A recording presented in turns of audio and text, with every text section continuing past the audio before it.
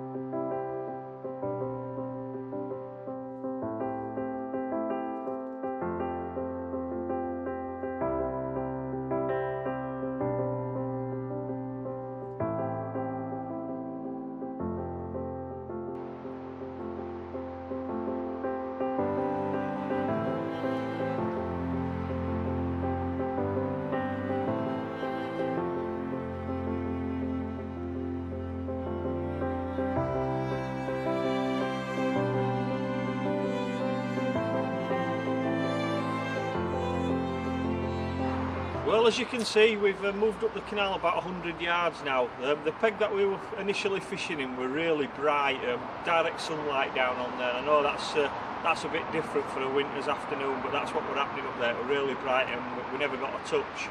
So we've moved to about 100 yards up, as I said earlier, and it's a bit more an industrial type place where there's buildings on both sides of the canal. And what that does, it just makes a dark channel. And what we're hoping is that some of the pike that are a bit wearier in this darker water, what we've decided to do is set up one of the floats as a bobber system. You'll have seen it in a previous show, but we've got a bobber system with a tiny 2-inch roach on there, and that's just sort of bobbing around this little area. It's only about 2 foot deep, so we're hoping the canal bottom's top to bottom's 4 foot. So we're hoping somewhere between there it will just sort of drift over a pike's head and maybe entice a strike.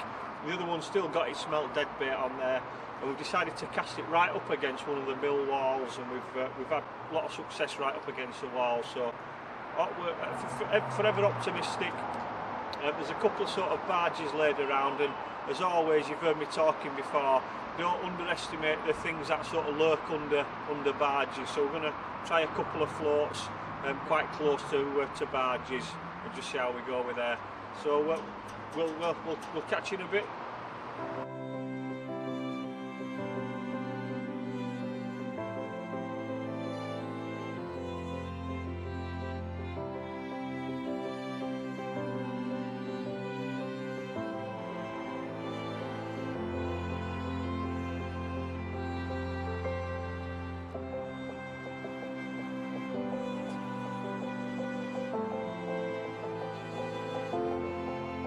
I've been waiting a couple of hours now, and just got this first bite. We were just thinking about backing up.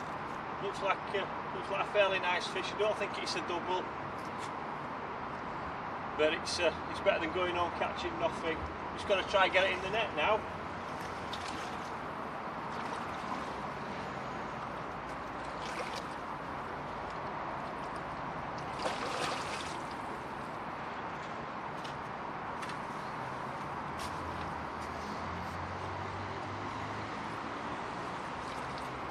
Yay!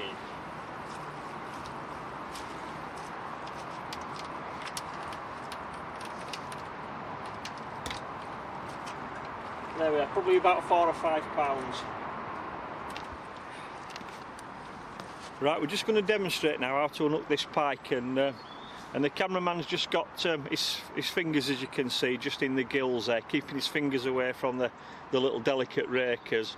He's always got his forceps clipped on, and he's just looking down there just first to see if there's any old traces in there that may have been left behind, and obviously just to see whether he can get his hooks out quite easily.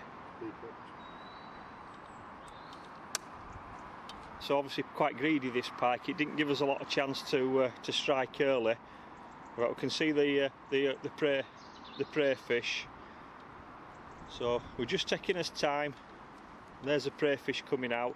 If we think this is going to take more than a minute or so, then we'll probably cut the trace and let the fish just go back in the net. It looks like looks like we've got that out quite easily, and that's the benefit of barbless hooks. You can see his finger there is bleeding a little bit, and he's obviously either just caught that on the treble or just on the gill rake. A bit bigger than I thought, so probably about 6, 7, 8 pounds that one. We won't bother weighing it. We'll just get it back on its merry way. So yep, superb.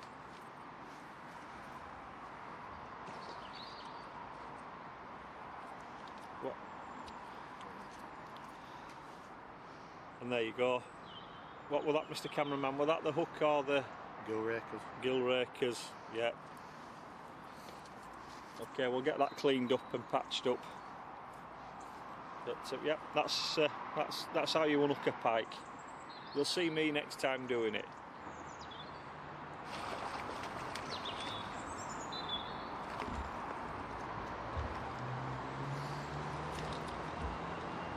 Well, we had another quick bite. Just packing up.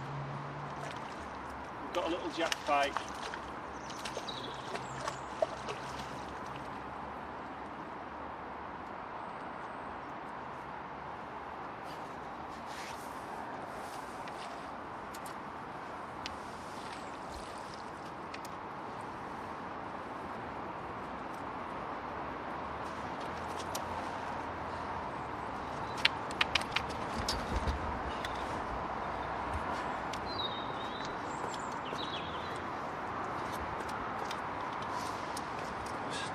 So we've got his fingers in the gill rakers.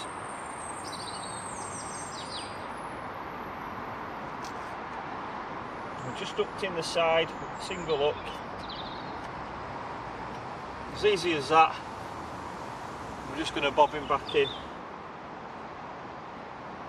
Let's bob her back.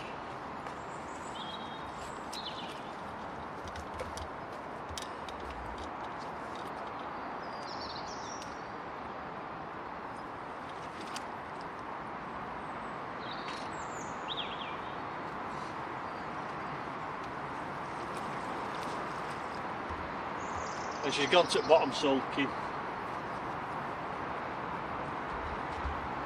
Well, that just about draws this programme to a close. Hope you've enjoyed it.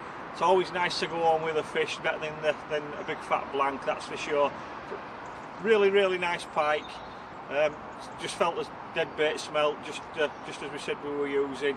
Got a few clips to show you, so stay tuned just at the end of this programme.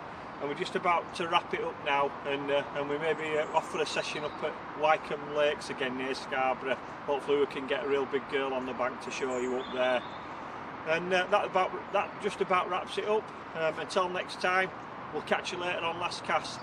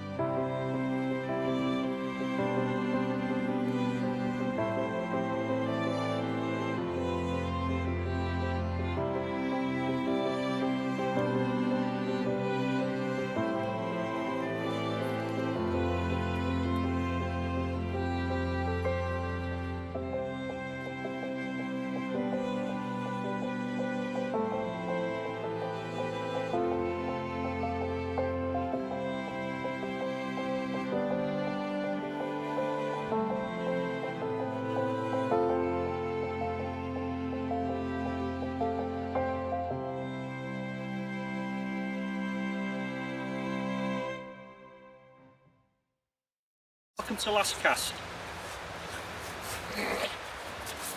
Welcome to our new fishing channel, Last Cast.